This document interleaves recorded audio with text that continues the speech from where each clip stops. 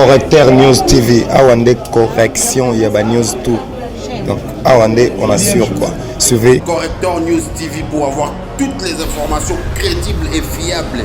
Correcteur News avec Yemoko Rachou. Rachou, la caramel, check.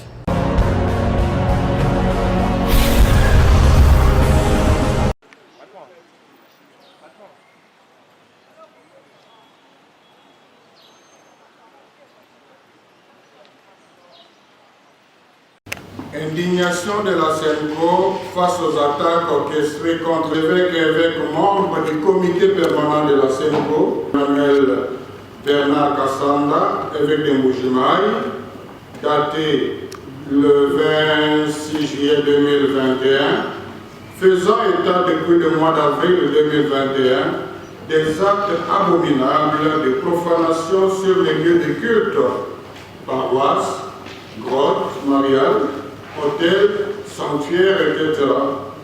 Actes allant jusqu'à sacraliser nos tabernacles où repose le très saint sacrement. Ce samedi 31 juillet 2021, nous avons été consternés de voir sur la toile une vidéo montrant le secrétaire général de l'UDPS, M.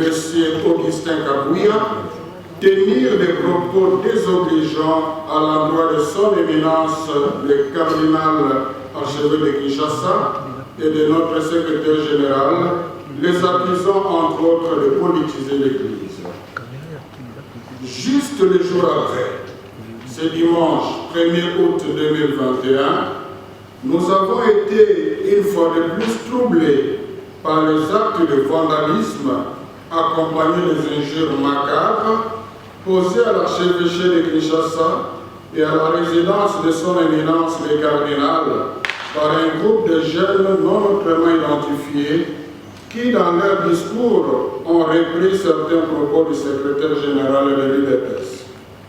Notre peine est d'autant plus grande que toutes ces attaques manifestent une haine contre l'Église catholique.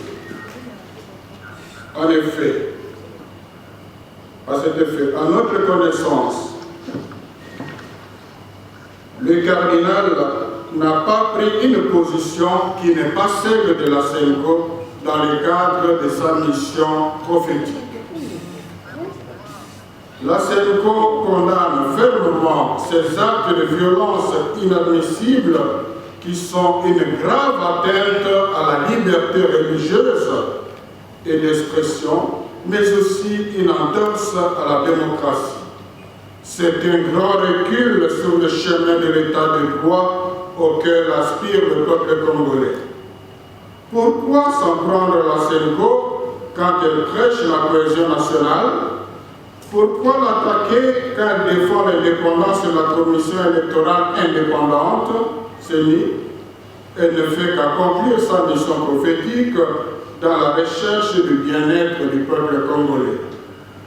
Tout en condamnant ces actes ignobles, nous demandons à nos fidèles chrétiens et aux défenseurs de la démocratie de ne pas réagir violemment. La violence est l'arme de ceux qui manquent les arguments dans un débat démocratique et citoyen. Elle tue la démocratie qu'elle remplace par la dictature. La CENCO demande aux commanditaires de ces actes d'arrêter et au gouvernement de la République de prendre cette situation en main en identifiant ces inciviques qui ont opéré à visage découvert afin qu'ils soient sévèrement sanctionnés et que plus jamais pareille attaque ne se répète. Enfin, conformément à la doctrine sociale de l'Église, la CENCO réitère son engagement à poursuivre l'accompagnement du peuple congolais dans la consolidation de la démocratie et l'amélioration de ses conditions de vie. Pour l'amour des Congolais, la CENCO ne se taira point. Isaïe 62.1, à la signature des évêques membres du comité permanent. Je vous remercie. Merci. Déclaration de l'UDPS, des actes de vandalisme des jeunes la SEMCO s'est limité à faire un constat. Le premier constat, c'est que les jeunes sont intervenus juste le jour après qu'on a pris connaissance de cette vidéo. Deux, dans les propos des jeunes, on retrouve aussi quelques propos, notamment l'accusation de la politisation de l'Église. Donc, c'est un constat des évêques de leur porte-parole. Ils n'ont pas tiré de conclusions, à chacun de juger.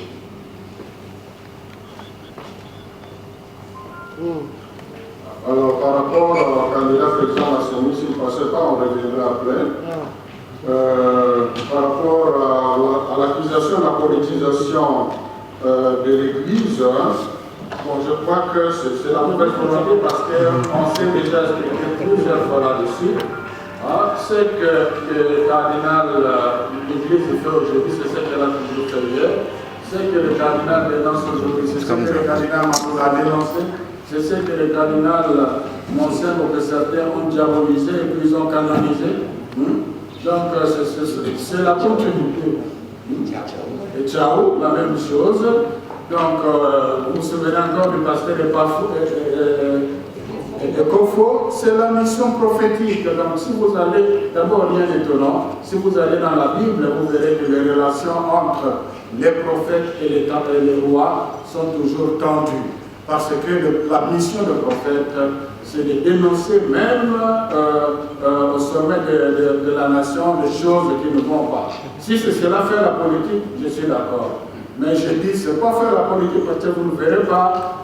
Le secrétaire général demande au cardinal et à moi d'aller s'inscrire dans la liste des partis politiques. L'Église ne nous autorise. Vous ne verrez pas un évêque candidat à président de la République, candidat à la députation, candidat au moins en ce qui concerne l'Église catholique. Donc, nous ne faisons pas la politique, mais la politique est un champ d'évangélisation pour l'Église. Donc, retenez ça bien, et c'est pour cela que les évêques ont dit, pour la mort des Congolais, la SEMCO ne s'éteindra pas. C'est-à-dire, le pape Benoît XVI a dit clairement l'Église ne peut pas se taire là où la population souffre. Donc si quelque part la population souffre à cause de la gouvernance, l'Église devra toujours. Donc il n'y a rien de nouveau. L'exemple le plus récent, c'est celui qu'on a, vous avez entendu tous les discours sur le cardinal. Souvenez-vous qu'on le considérait comme le plus grand politicien, alors qu'il était dans sa mission. Et puis, si l'Église du Congo s'est garée, le Saint-Siège ne le laisserait pas tranquille. Vous avez suivi plusieurs fois les papes encourager les évêques dans leur mission prophétique, parce que le pape sait qu'il ne fait pas la politique. Le pape lui-même aussi, même au niveau des Nations Unies, il y a aussi la diplomatie vaticane pour apporter la voix de l'Évangile, la lumière de l'Évangile. L'Église reste la lumière des nations, même en politique. Voilà. Alors, comment réagir par rapport au propos c'est juste un regret parce que les évêques ne vont pas se rabaisser pour aller faire des poursuites autour de telles déclarations. D'ailleurs, la majorité des Congolais aujourd'hui est clairvoyante. Je ne crois pas que nous savons, nous nous promenons dans les pays. On sait combien les Congolais comptent sur leurs pasteurs pour être leur porte-parole. Donc, ce n'est pas une minorité de gens autour de quelqu'un qui vont nous impressionner. Bon, je crois que s'il n'y a pas d'autres questions par rapport à la dénonciation, nous allons passer à la deuxième partie avec le révérend Éric. Quand nous avons vécu la triste expérience la place des confessions religieuses avait levé une option claire sur un certain nombre de choses. Notamment, il fallait revoir la procédure dans la manière de déposer les candidatures. Ça, c'était un élément important. Deuxièmement, il fallait revoir la manière de traiter ces candidatures. S'agissant de la procédure, contrairement à ce qui a été fait avant, cette fois-ci, nous avions dit qu'il était important d'exiger à chaque confession d'amener au minimum 2 noms sur la liste. C'est pour éviter justement de se retrouver avec un côté une liste d'autant de candidats et d'autres confessions religieuses avec d'autres. L'idée ici c'était de ramener les choses à l'équilibre. Et au-delà de cela, il a été autorisé à tout Congolais de pouvoir déposer sa candidature dans n'importe quelle confession religieuse. Déjà, c'était une manière de rationaliser la procédure pour éviter justement de dire qu'on a pris tel, on a refusé tel autre. Deuxième élément, on s'est dit qu'il faut éviter d'avoir des candidats inamovibles, c'est-à-dire des candidats de vie ou de mort. Les candidats que nous aurons au sein de la plateforme seront les candidats de la plateforme et non des confessions religieuses. Cela, c'était pour éviter aussi une sorte d'appropriation d'une des confessions religieuses à des candidatures. Puisque les consensus étant voulus comme un mode par excellence, il est tout à fait normal que toutes les confessions religieuses n'apportent pas de candidatures. Et c'est ce qui a été vérifié. C'est-à-dire, même si les CC n'avaient pas de candidature, c'est lui qui sortirait au nom et pour les comptes des confessions religieuses, le serait pour tout le monde. Troisième principe, il a été dit, lorsque nous allons traiter les candidatures, nous devons éviter les candidatures déjà à problème. C'est ce que nous appelons un problème, c'est-à-dire à connotation politique. Et là, nous voulons préciser, quand nous parlons des connotations politiques, ce n'est pas simplement des candidatures prétendues du régime politique en place. Même des candidatures qui ont des liens avec l'opposition. Vous voyez, et ça c'est une nuance détail. Et c'est par là que nous avons. L'exemple est que pour les comptes de l'ECC, nous avions eu beaucoup de candidatures, bien qualifiées, mais du moment où nous avons été alertés que telle candidature a des liens avec tel point, nous en avons eu 2. D'abord, je reviens sur la candidature du pasteur Eyalé qui a été proposée. Si nous ne l'avions pas réglé, pourtant ce sont des choses non justifiées et non fondées, mais seulement du fait que ça fait du bruit. Il a été candidat et les partis qu'il a présentés, si bien qu'il a été comme indépendant, mais proche du courant catholique, sans même amener ses noms, déjà à l'interne de la commission qui a travaillé à l'ECC, a retiré les noms. Et c'est pareil avec l'Église catholique. Il y a d'autres candidatures qui étaient sur la liste de l'Église catholique. Du moment où nous avons été alertés que telle candidature a des liens ou des rapprochements, ou pourrait attirer des discussions, créer des polémiques, nous avons pris soin. Et c'est ce qui a été demandé à chaque confession religieuse de faire. Donc ce n'est pas un préalable calculé sur la personne du candidat X ou Y. C'était un principe général. Et tout au long du processus, on a cessé de le répéter. Donc je commence par là pour nous dire qu'il y avait déjà des préalables adoptés par un engagement collectif par toutes les confessions religieuses qui ne devraient plus faire l'objet des débats à ce stade. Arrivons maintenant au niveau de la procédure elle-même. Je vous donne déjà des tableaux pour essayer de répondre peut-être à certaines questions. Vous avez appris. Rappelons ici que la plateforme des confessions religieuses est régie par une charte. Et l'article 18 de la charte dispose que c'est le président qui a compétence. Et ça, c'est le principe élémentaire de toute organisation, de toute administration. Et convoquer la réunion. Nous sommes ici en une réunion ordinaire convoquée sur base d'un objet clair. La désignation de nos candidats à la CENI. Je vous épargne des détails des délibérations, mais la particularité ici, c'est que tous ceux qui ont été retenus sur la dernière liste sont passés par des interviews. Et ça n'a pas été fait auparavant. Donc, tous les candidats au même niveau ont eu le même bénéfice et ont été écoutés de la même manière. Mais quand on arrive maintenant à l'examen des candidatures, il ne faut pas confondre l'audition des candidats par la plateforme et l'examen des candidatures par la plateforme. L'audition est ouverte aux candidats récipiendaires, tandis que l'examen revient à la compétence de la plateforme. Au niveau de l'examen, il y a 2 aspects majeurs.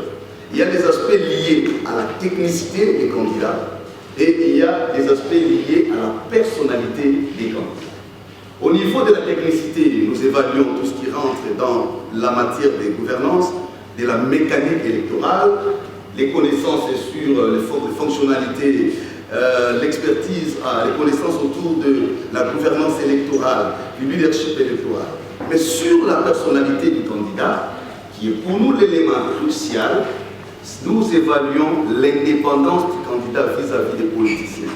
Nous insistons, on ne dit pas vis-à-vis du pouvoir, mais vis-à-vis des politiciens, opposants comme ceux qui sont au pouvoir.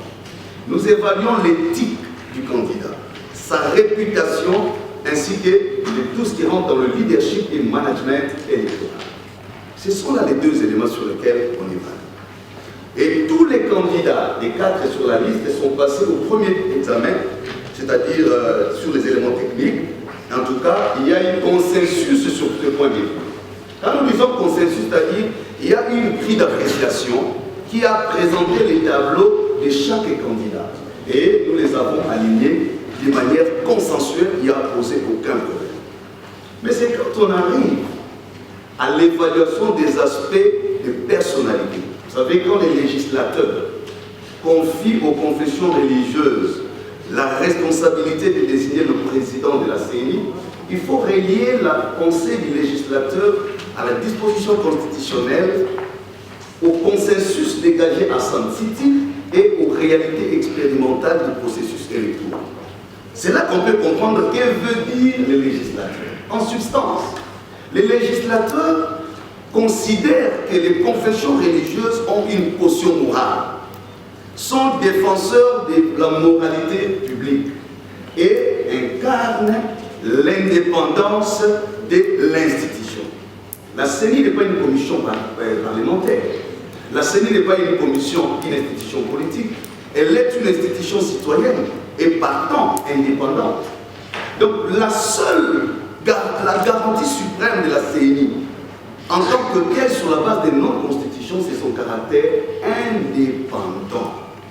Et vous savez comme nous, tout ce que nous avons connu dans les différents processus électoraux, ce n'est pas forcément lié à la technicité, à la mécanique électorale, c'est toujours le problème de leadership, management, courage exceptionnel. Et c'est ce qui a fait que notre communiqué du vendredi, vous l'avez suivi, signé par les 8 confessions religieuses, qui mettait en exergue le profil du candidat à la lumière de la loi, en insistant sur les aspects de l'indépendance, de la moralité, de la compétence, mais surtout mais aussi et surtout sur le courage exceptionnel de dire la vérité.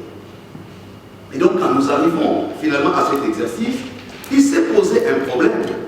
Le problème, c'est les griefs qui sont soulevés, entre autres, sur un des candidats.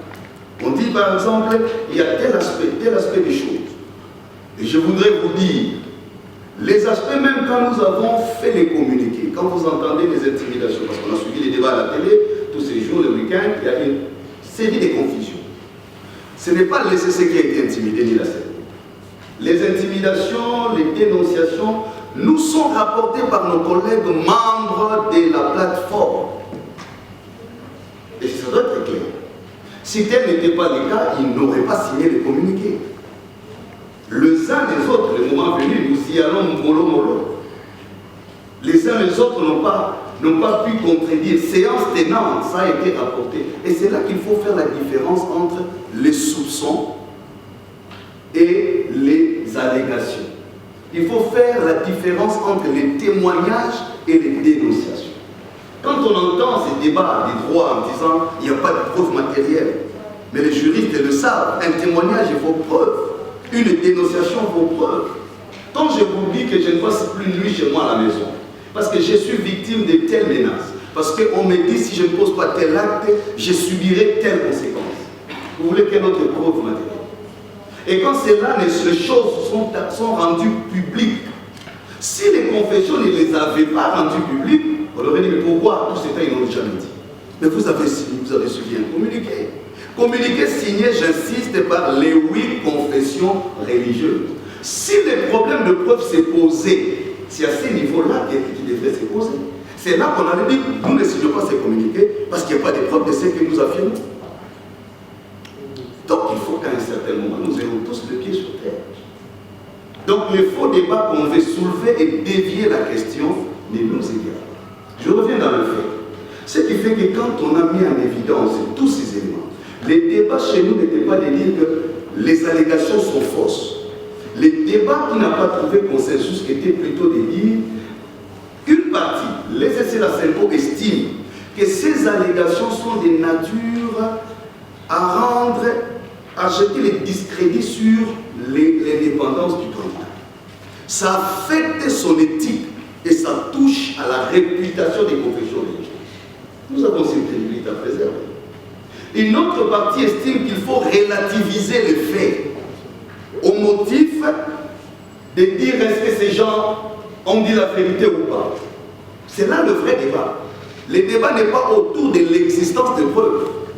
Le débat est au niveau, faut-il considérer les preuves comme valables ou il faut les relativiser. Nous disons, elles ne sont pas relativisées parce qu'elles ont dépassé le niveau du contenable. Vous savez, nous sommes l'église. Un chrétien qui commet une bavure, vient voir le prêtre ou le pasteur, confesse. Ça, c'est une chose. Si le prêtre sort l'affaire sur la place publique, il fait offense à sa clause de confidentialité, à son éthique. Mais si le même fait révèle le caractère du scandale et touche à la moralité publique, pour préserver les témoignages de l'Église, on le met sous suspension. Nous en sommes arrivés à la suspension des travaux et non à la suspension de la participation des VCC et de la CEP. Là, encore une fois, il se pose un problème dans les rendus de ce commandants. Les CC et la CEPO se seraient retirés. D'ailleurs, on est habitué, ils font la même chose depuis longtemps et à chaque fois qu'ils se retirent, la machine continue. Les CC et la CEPO assurent la présidence. C'est pourquoi nous sommes là au nom du présidium de la plateforme des confessions religieuses. Le président a toute responsabilité à un certain niveau du débat. Lorsque le climat n'est plus serein, lorsque les esprits sont surchauffés, ça c'est la pratique des directions des débats. Il peut soumettre, il peut suspendre momentanément. S'il était encore journée, je suppose, c'est pas ce qu'il a dit, c'est moi qui réfléchis, il aurait dû suspendre pour quelques heures et répondre. Mais je vous dis, il était 21h. Voilà les garanties données par le président avant de faire passer sa décision. 1. Il dit ceci. Je prends la responsabilité de contacter l'autorité habilitée. Donc, le président du Parlement. Parce que nous pourrons à un délai. Pour solliciter un délai de prolongation, puisque les uns les autres présentaient les motifs du délai comme condition sine qua non à vider absolument in extenso la question. Et non, le président prend la responsabilité de voir le bureau du Parlement. Deuxième garantie, il dit je prends la responsabilité de vérifier ces éléments parce qu'on cite les noms de certaines autorités. Nous avons la responsabilité de préserver la réputation de nos institutions. Lorsque les noms de certains animateurs des institutions sont cités à une procédure qui ne relève pas totalement de la compétence des confessions religieuses. C'est de la compétence de la souveraineté nationale. Et nous ne pouvons pas nous verser dans la presse pour commencer à dire X autorité est citée, Y est citée parce que vous demandez des preuves. C'est irresponsable. Nous avons la responsabilité de préserver la réputation et des autorités et des institutions. De telles situations, comment elles seraient? On approche les concernés, on aborde comme des hommes mûrs. On trouve des solutions. La question devrait être posée. Est-ce que le président et le vice-président ont-ils ou non accompli leurs promesses? Vous nous avez vu au bureau du président Rousseau. Nous avons parlé avec le président pendant autant d'heures. La conséquence positive, vous avez appris qu'il y a une prolongation. Parce que le président a écrit, Mosso a écrit au président de la plateforme pour accorder 48 heures de prolongation. Des deux, des investigations ont permis à pouvoir réunir les éléments qui nous semblaient encore une fois convaincants pour essayer de donner un point de vue clair à ce sujet. C'est à l'issue de ces travaux, et vous avez suivi, que le président a reconvoqué les collègues pour poursuivre les travaux. Je pèse bien les mots. Nous sommes dans une situation de suspension des travaux, pas de suspension de la participation de qui que ce soit. Peu importe les humeurs sur ces entrefaites, ça n'affecte pas la légalité de cette suspension. La preuve, c'est que la suspension a été légale, vient du fait que tout le monde s'est retrouvé le vendredi. Alors, si les gens, les amis sont venus, les chefs de confession sont venus, tous ensemble, ça suppose que tout le monde savait que les travaux étaient suspendus et nous avons repris. À la discussion de ces derniers jours, d'ailleurs c'était présenté dans les rapports, dans la convocation, déjà le présidium a donné une ouverture pour élaguer ce qui s'est dit sous la toile, qui aurait intention d'imposer un candidat, qui aurait intention d'en exclure X au motif d'appartenir à la tribu, ce qui est vraiment ridicule. Il y a tout ce qui a été dit. Voilà la proposition qui a été dans l'invitation. Le président dit ceci, après concertation avec son collègue. Première ouverture, nous enlevons les candidatures, parce que pendant qu'on parlait d'un candidat X, les autres ont aussi soulevé leurs éléments sur les candidats Y. Je voudrais préciser une chose. On ne reproche pas à un candidat le fait d'aller voir un président d'une autre confession religieuse pour solliciter un soutien. Ça, c'est légal. On ne condamne pas un candidat d'avoir une appartenance à un parti politique. La Constitution garantit à tout Congolais la liberté d'opinion. On ne reproche pas non plus à un candidat d'avoir eu des entretiens avec qui que ce soit, même avec un acteur politique. Mais on reproche qu'une candidature devienne un agenda politique. Il faut faire la nuance. On reproche qu'une candidature devienne une sous-traitance politique. On condamne que les confessions religieuses deviennent une sous-traitance politique. Pour l'opposition ou pour la majorité. C'est à ce niveau que les politiques vont nous respecter. C'est à ce niveau que nous allons prendre de la hauteur. J'ai soulevé cela pour vider la question des accusations de X ou Y. Si bien que nous avons donné les éléments de défense pour affirmer que les candidats qui étaient proposés dans notre camp, même si vous soulevez tel aspect, personne n'a prouvé qu'il y a eu corruption et nous n'avons pas condamné nos collègues, pour ne pas les citer. Tout le monde parle des Kadima Denis. Nous cessons de les dire sur le plan de technicité, notre compatriote a un CV calé. Et ce n'est pas l'affaire des Kadima en tant qu'individu. Nous disons ici, le problème, ce sont les agendas. Je ne voudrais pas vous rappeler comment la procédure législative sur la loi portant organisation de la CENI s'est passée. Ça, on laisse derrière. Donc, c'est à ce niveau-là qu'on a fait la concession. Voilà la bonne foi des bonnes pratiques. Si on avait dit nos candidats ou rien, le Congo, le peuple aurait raison sur nous. Mais nous avons dit, nous sommes prêts de retirer nos candidats. Et nous vous laissons la possibilité d'en proposer pour vous que nous allions sur des bases sereines. Pourquoi? Ça revient à ce qu'on a dit au postulat. Il n'y a pas de candidature de vie ou de mort. Est-ce que si un candidat X n'est plus là, il n'y aura plus d'élection au Congo? On ne peut pas conditionner un candidat qui devient déterminant des élections. Non. On a dit pour notre bonne volonté, nous pouvons même retirer tous nos candidats. On a même fait des propositions. Même quand on était encore dans les processus, il y a des noms qu'on proposait. De certains collègues compétents qui étaient avec nous, mais qu'on a vu finalement retirer de la plateforme mystérieusement, mais qui pouvaient jouer des rôles. Bref, c'est là qu'on s'était bloqué. Nous avons dit voilà notre proposition. Si vous êtes d'accord, proposez un autre nom. On n'a rien à faire avec, aucun problème avec le frère. D'ailleurs, l'autre qui devrait être sacrifié pour rien, seulement pour montrer la bonne volonté que nous ne faisons pas de fixation sur les candidats. Qu'est-ce qui a été notre grande surprise? Je finis par là. C'est parce qu'on n'a pas accédé à cela. Je m'excuse. Nous étions dans la situation où les uns disent ça ou rien. Ça ou rien. Les autres ont dit on ne peut pas aller dans ce sens parce qu'il y a déjà tache d'huile et ça ne peut pas nous faire avancer. Conclusion. La conclusion, et ça doit être clair. La conclusion de ce qu'on a d'abord, on n'a pas élaboré un PV. La plateforme a fait un rapport des constats. Ce n'est pas un PV comme on entend. Les PV, les rapports se concluent sur une note. L'article 17 n'a pas été activé. On n'a pas été en mesure de trouver un consensus. On n'a pas non plus la possibilité d'aller au vote.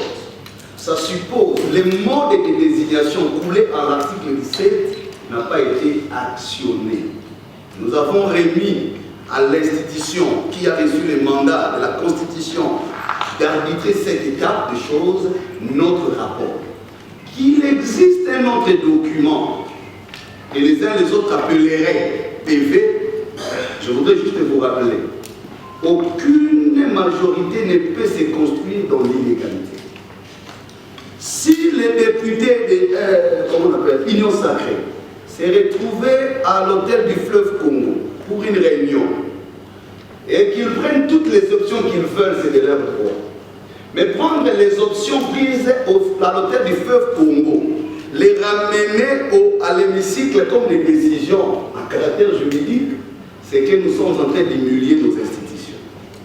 Parce qu'on ne peut pas avoir des documents dans une même organisation qui a statué sur le même objet et qui est arrivé à la même conclusion, dont document officiel signé par tous, déposé à la même institution. En réalité,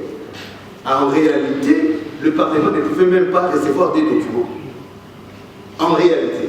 Parce qu'on ne peut pas à la fois recevoir les documents qui émanent d'une composante. Quand le président du Parlement communiquait avec la plateforme, il s'adressait à qui?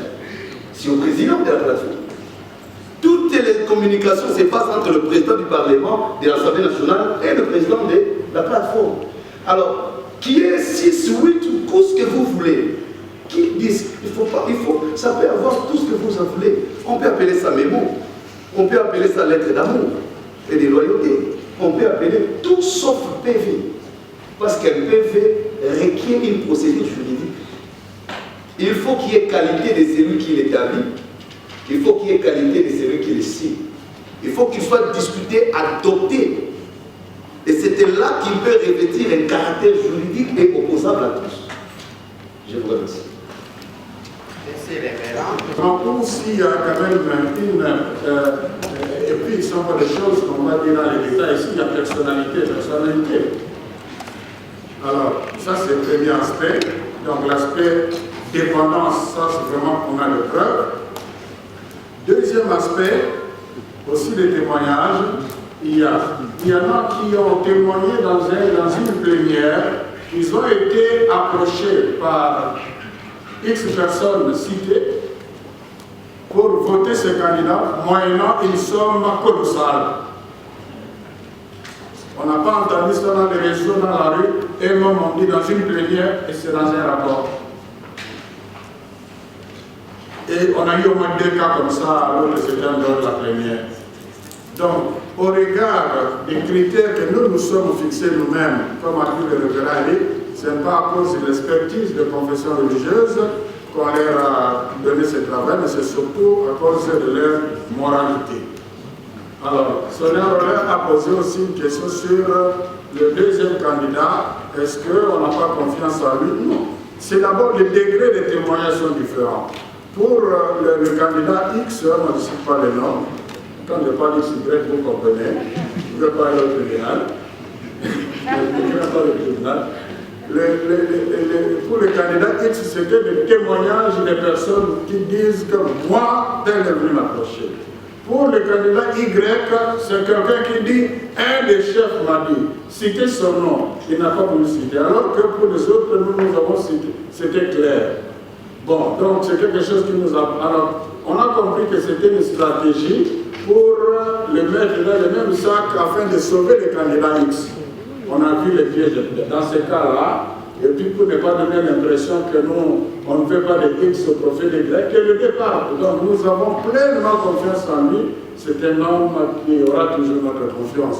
Donc ce n'est pas qu'on a pris à ce qu'on a dit, mais on a voulu vider un prétexte. Voilà. Alors je reviens le passage. Il ne faut pas accuser le président de la plateforme de n'avoir pas respecté la charte qui dit qu'en cas de consensus, il faut passer aux élections. Au vote plutôt. Alors, que ce soit clair, il y a des conditions pour passer du consensus au vote. La condition, c'est l'établissement de l'éligibilité de ces candidats par rapport aux critères que nous sommes fixés. Je donne un exemple beaucoup plus clair sur le plan légal. L'actuelle loi dit que pour être animateur de la série, il faut avoir au moins 30 ans. Alors, prenons un cas de figure où un groupe de confessions religieuses vient avec un candidat qui a fait 9 ans, qui a beaucoup de qualités. Toute l'expertise de la gouvernance électorale est là. Et un autre cas dit non, même s'il a toutes ses qualités, mais il n'a pas l'âge. Bon, on peut relativiser l'âge. Est-ce que dans ces cas-là, un président de séance responsable peut-il organiser un vote? Organiser un vote, c'est consacrer l'illégalité. La majorité voterait ces jeunes-là. Et alors là, nous sommes sur le plan mathématique, c'est clair, mais ici, nous sommes sur le plan éthique. Par rapport aux témoignages, aux allégations qu'on a considérées graves, les conditions de légitimité n'étaient pas là. Donc, si on avait 2 ou 3 candidats qui étaient acceptables à tous, pour les départager, on irait au vote. Donc, on n'a pas refusé le vote, mais les conditions de vote n'étaient pas accomplies. Merci, 5 questions. Par rapport à l'apologie du tribalisme, c'est lié avec la question de la raison, je vous assure que si rien ne m'a peigné dans mon travail jusqu'aujourd'hui que cette agrégation d'avoir mis des candidats de côté parce qu'ils étaient assaillants. J'ai suivi, les gens l'ont dit, mais malheureusement, on n'avait pas de preuves matérielles pour prouver le contraire. La vérité, nous l'avons dit, c'est que les 3 candidats qui étaient mis de côté, Denis Kadima, Sylvain Lumbo, Jérôme Bosso, par président Kassaye, personne dans la plateforme ne voulait les assumer. Comme a dit le révérend Eric, on traite l'aspect technique, c'était plutôt au niveau secrétariat. Mais maintenant, pour parler de la personnalité de quelqu'un qui les connaît, aucune de ces confessions religieuses, s'ils avaient assumé, ce serait une solution. C'est puisqu'ils avaient un agenda caché, comme ils avaient la candidature de Malonda, plus une autre candidature pouvait passer.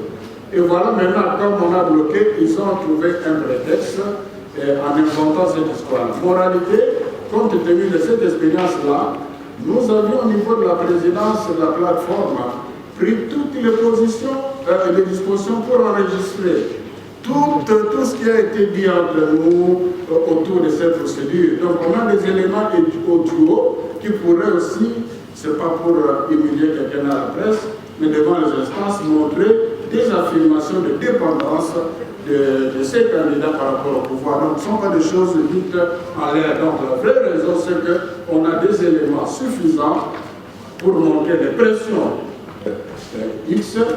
Et ça, c'est déjà suffisant parce que la commission électorale doit être indépendante. Tous nous avons salué la grande expertise des candidats X. Personne ne l'a mis en cause. Alors, bon, évidemment, les autres ont voulu relativiser en disant qu'ils ne sont pas directement concernés. Mais on est dans un environnement et le pouvoir vous adopte. Qu'est-ce qu'on peut espérer? Je crois que vous conviendrez avec moi que le président de l'Assemblée, le président de l'ECC, avait raison de ne pas trouver ce candidat éligible. Soutenir les candidats de la MOCA, c'est vraiment une idiotie parce que ce n'est pas seulement avec ces manifestations. Depuis 2 mois, la MOCA demande aux confessions religieuses de ne pas présenter un candidat civil. Donc nous avons fait tout à fait le contraire de ce que la MOCA a demandé. Comment est-ce qu'on pouvait avoir un candidat de la MOCA et quand la MOCA nous empêcherait d'aller assister? Soyez quand même critiques, ces journalistes. Je crois que vous avez tous un minimum d'éléments pour critiquer. Il y a des questions qui ne devraient pas être posées à ce stade. C'est contradictoire. On a des candidats de quelqu'un, avant même de commencer, il nous dit qu'il ne faut pas aller. Éric l'a dit, il y a des candidats aussi valables du point de vue expertise, je ne cite pas le nom, mais que nous avons enlevé de la liste parce qu'ils sont des mèches avec certains de pouvoir qui ne sont pas de pouvoir, certains politiques. Donc nous avons voulu être corrects avec nos engagements par rapport, c'est le pays qui est engagé. Nous voulons des élections libres et crédibles ou pas. Toute la question est là. Ou alors qu'on fasse clairement les choses, qu'on nomme quelqu'un. Il y a des pays où c'est le ministère de l'Intérieur qui organise les élections. Mais qu'on le dise clairement, plutôt que de chercher à utiliser les confessions religieuses comme une blanchisserie. C'est le rôle que la CNP LCC n'acceptera jamais. Alors, bon, que prévoir notre charte ne prévoit pas ça. Notre charte prévoit la bonne foi. Alors là, on nous accuse le glissement. La solution que la présidence a venue, c'est pour éviter le glissement. Si ce ne sont pas des candidats de vie et de mort, l'ouverture avait été donnée pour qu'on vienne avec notre candidat. Si on avait voulu, on aurait fini. On aurait fini. Donc, je reviens sur ce que vous avez trouvé de nous. Je crois qu'il y avait un problème de communication. Quand le président de la plateforme a communiqué, il a dit que nous nous sommes mis d'accord. Il avait raison. Nous nous sommes mis d'accord sur les désaccords. Donc, on s'est mis d'accord sur les désaccords. Donc, ça signifie que tout le monde était d'accord que par rapport à la mission qui nous a été confiée, on n'a pas trouvé de solution. Alors, s'il y a autre chose qui s'est boutiquée à la tête du fleuve, alors qu'ils disent les élections 6 sur 6, non 6 sur 8. Voilà, c'est ça. Voilà, je vais juste compléter quelques éléments. Je voudrais commencer par cette question sensible de nos compatriotes. Nous avons souvent l'impression qu'au niveau de l'opinion, il n'y a pas une bonne perception de ce qu'on appelle l'Église. On vous suit parfois dans les débats, dans les commentaires. Je vais combiner ces deux questions. Est-ce que l'Église peut-elle ou non faire la politique et quel type de politique? Et cette affaire de tribalisme. L'avantage peut-être que nous avons, la 5 ans comme les CC, c'est d'être des institutions ecclésiastiques et sociales. C'est-à-dire, en tant que telle, la direction d'une grande église, quand vous parlez de l'ECC, ce que vous représentez, comment elle fonctionne? C'est l'ensemble des communautés protestantes. Une seule communauté de l'ECC a une représentation nationale. C'est alors la condition. Nous avons ce que nous appelons aujourd'hui confession religieuse, l'armée du salut. Elle fut notre communauté. Peut-être que vous ne le savez pas. C'est-à-dire, en termes d'ancrage sociologique, en termes de représentativité nationale et internationale, l'Église catholique et protestante remplissent ces conditions. Donc ce n'est pas un président de l'ECC qui se réveille et commence à donner des décisions comme il veut. Ça ne se passe pas comme ça chez nous. Il y a des organes. Les décisions sont organiques. Et pareil, vous avez suivi les mots de la Senko. Ça commence par cardinal, archevêque, ça suppose que ce n'est pas l'affaire du porte-parole. Ce n'est même pas le président de la Senko qui prend en lui seul ou de l'ECC en lui seul des décisions. Ça c'est important de le savoir. Ce qui fait que nous sommes mieux implantés dans tout le pays. Nous sommes mieux pour parler de l'unité nationale. Beaucoup de partis politiques n'ont pas de représentation nationale. Vous entendez, on parle des églises dans le Kassai. C'est-à-dire que nous sommes dans le Kassai, certains politiques n'y sont pas. Il y a des coins où l'État n'est pas suffisamment représenté, mais nous sommes là comme église. Ça, vous devez le savoir. Et c'est ça même notre immunité en tant qu'église. Parce que même quand on engage les débats sur les votes, s'il n'y a pas majorité, c'est dans ce même pays que les gens ont qualifié d'une majorité mécanique quelque part. Je ne sais pas si c'est vous déjà entendu ça. Est-ce que si vraiment on peut parler en termes d'ancrage sociologique, soit différent entre nous, peut-on vraiment mettre sur balance les institutions ecclésiastiques qui n'ont pas que le mandat de désigner le président de la CNI? Je vais vous rafraîchir l'esprit. Savez-vous qu'à ce jour où nous parlons, les CC la CENCO ont déjà produit, ensemble avec, d'abord, d'une part, ensemble avec les autres organisations, ce qu'on appelle les référentiels. Nous sommes le seul confession religieuse ayant travaillé en matière de réflexion sur les réformes électorales. Des deux, au moment où nous vous parlons, nous avons déjà fini l'élaboration de notre projet conjoint sur l'éducation civique, sur la sensibilisation, sur le plaidoyer et sur l'observation.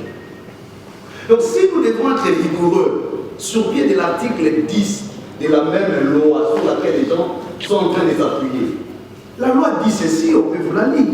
Il y a 3 conditions de fond pour qu'une organisation présente la candidature. L'article 10 et 12 de la loi font encercle les conditions. L'article 10 encercle les conditions de l'organisation. L'article 12 encercle les conditions du candidat.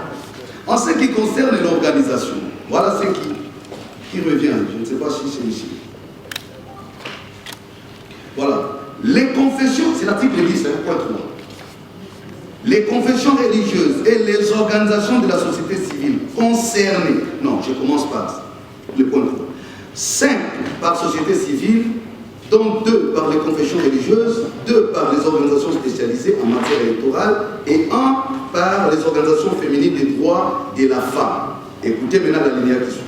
Les confessions religieuses et les organisations de la société civile concernées sont celles ayant la personnalité juridique, première condition, une existence effective sur le terrain, deuxième condition, et une expertise et une expérience avérée en matière électorale. Ça devait clore le débat. Si l'article 12 conditionne le profil du candidat, l'article 10 conditionne le profil de l'organisation. La loi ne parle même pas de la plateforme. C'est par modestie qu'on amène la question à la plateforme.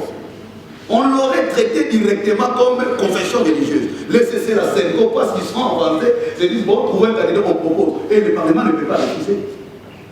Personne dans ces débats peut nous prouver le contraire. La loi ne parle pas de la plateforme. Pourquoi? Parce qu'il y a beaucoup de confessions religieuses. Autant qu'il y a beaucoup d'organisations de la société civile. Est-ce qu'on demande à toute la société civile de donner des candidats?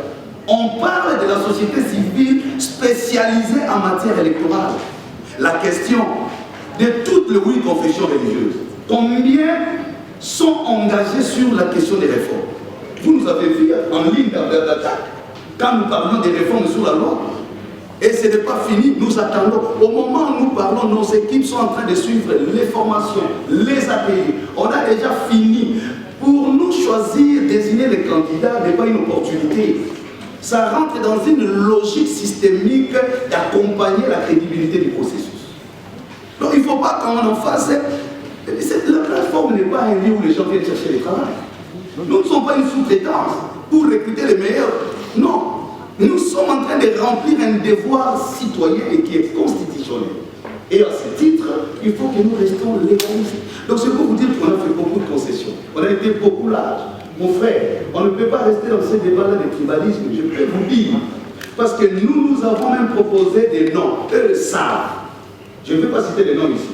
Mais ils savent, même quand nous étions avec le président du Parlement, on lui a dit, nous sommes prêts, au nom du consensus, vous avez écrit sur ça, nous pouvons retirer nos candidats, qu'ils proposent même X personnes, qui est Louba, et ils les savent. Pourquoi ils ont refusé? Est-ce que le Louba n'a qu'un seul candidat, s'il faut parler des tribalistes? C'est ça le problème. On a proposé les noms, il dit X. Parmi nous, nous avions un bien-aimé Pierre. Moi, je peux le citer, c'est un frère de moi. Bon, vous m'intéressez. Je comprends. Qualifié. Nous avions dit en son temps, pourquoi vous ne proposez pas telle personne? Mais après, on a vu disparaître de la plateforme. Et si vous-même comprenez. Donc, il ne faut pas qu'on déplace le débat. Une église, il y a des évêques, des messeigneurs, Louba, mieux s'implantée. Quelle est la profession religieuse mieux s'implantée dans les Kassai comme nécessaire? C'est pas ici, c'est pas nous qu'on peut mener ces débats. L'histoire là de l'opposition chuté par là. Monsieur l'abbé l'a dit. Allez poser la question à nos amis musulmans. Qu'est-ce qui s'est passé au premier tour quand on a cité les noms de nos compatriotes? On n'a jamais refusé. Ils se sont contredits entre eux-mêmes. Donc je crois que nous avons la bonne volonté, et jusque-là, je crois que le Présidium l'a dit, on n'a pas bloqué la machine pour chercher un quelconque glissement. On a fait ce qu'on a pu faire pour essayer de faire avancer. Donc la plateforme, la présidence reste ouverte à toutes les discussions, parce que ce n'est pas à nous de décider la fin ou la prolongation des discussions. Il reviendra. C'est une question de souveraineté, je pense que le temps... personne de ces confessions religieuses-là n'assumait une seule de ces candidatures. Au niveau du secrétariat technique, tout en sachant que c'était de l'OUPA, nous l'avons amené ces candidatures-là. Donc ces 3 candidatures étaient parmi les 6 candidatures, on savait qu'elles étaient kassaïennes. Bon, maintenant, on a traité l'aspect technique, compétence, ok. Maintenant, pour passer à la personnalité, parce qu'on était arrivé à la situation où, bon, mettons de côté la candidature de Manunda, recourons à d'autres candidatures. Personne ne voulait nous assumer. Et les mêmes qui n'ont pas voulu assumer disent qu'on les a dit. Allez-y comprendre les choses. Est-ce qu'on est encore des religieux? Donc, mes frères kassaïens ne se laissent pas manipuler. Moi, j'ai beaucoup d'amis, nous avons beaucoup d'amis kassaïens, on continue à être amis. Et puis bon, la CEDCO, ce n'est pas la même chose, il ne faut pas confondre, ce ne sont pas des évêques à ce niveau-là. On a accusé les cardinals de tous les mondes. Le chancelier du cardinal, son homme de confiance, l'abbé Georges Gilles, l'aspect kassaïen. C'est lui qui est, je peux considérer comme son ministre de justice, des affaires justices, l'abbé Loire, l'aspect kassaïen. C'est que vous avez vu dans les réseaux que son cabinet est rempli de... Je ne connais pas un équateur dans son cabinet. Donc il ne faut pas vous laisser m'appeler. Il y a une intoxication, une machine d'intoxication dans les réseaux sociaux qu'il ne faut pas suivre, s'il vous plaît. L'Église est catholique. Catholique, tout universel, catholique. Et dans cette catholicité, il y a aussi le kassaïen. C'est comme ça que nous avons tous été très peinés par rapport à ce qui se passe à Mbuji-Mayi depuis quelque temps. Donc retenez ça bien, vous êtes manipulés par des gens qui ne voient que leurs intérêts et pas les vôtres. Retenez ça. Merci. Nakosenga na bandeko bakai ya Kasai. En particulier dans le Baba na Malamu. Naza kolanda na réseau makambo mingi bakakoloba te Senko alingi balomba te. Makambo wana ebandaki na lokuta ya Maleneki ntango tozala kotala bakandidature na niveau ya secrétariat technique yaki na bakandida motoba na kati ya bakandida motoba wana ezalaki ya bakasai misato elikali bazalaki na kati Sylvain Lumbu na Gérard Mokoso. Sikoyo tango lesesena sepaka ntuka candidature ya moyen de Canada. Alors, bakandi mutu mosusu ezali bato bayebi bango nino bato bayebi bango baloba ata moko te na kati na bango bawangani bango abakardinal alobime boni tokoki boyebi bango te lesion de comité ya banini boni tokoki sur bato oyo ata moko na motu chef ya professeur moko aza koasime bango te vérité wana komi na sinoradio batie na pemene nzambe aza komona yamana batraité kardinal na tribaliste lokuta na koyebisa bino lelo chancelier na ye na lokuta aza lokola dirigant na ye donc lokola yebi basekre na ye azali kassaye moto azali chargé affaire juridique na kachimese ya Kinshasa azali kassaye natangaki na bareseau ke cabinet ya président etoki na batrefacteur na yebi ata moko te soki bazali na yebi bango te c'est possible bazala te. Donc, bakosakela te bato oyo bazali komanipule bino mpo na baintere na bango moko na ezali mpo na bolamu ya Kasai te. Merci beaucoup, M. Lavier. Merci, cher conférencier.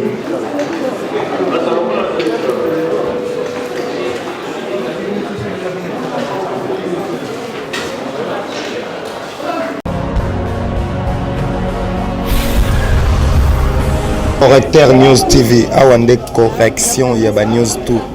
Donc, Awande, on assure quoi. Suivez Correcteur News TV pour avoir toutes les informations crédibles et fiables.